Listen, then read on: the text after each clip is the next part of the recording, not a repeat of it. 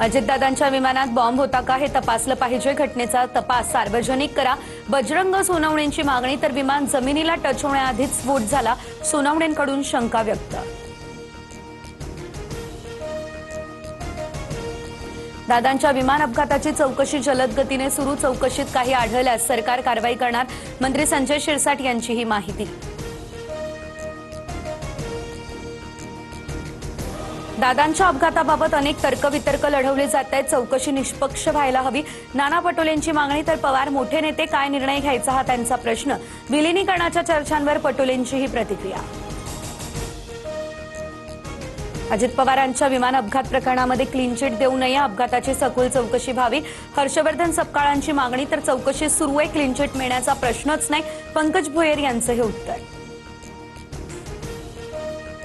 रोहित पवार यांची पत्रकार परिषद 9 तारखेऐवजी आता 10 तारखेला होणार। झेडपी निवडणुकीच्या निकालामुळे निर्णय। दादांचा अपघात आणि विलिनीकरणासह सर्व मुद्द्यांवर रोहित पवार बोलणार।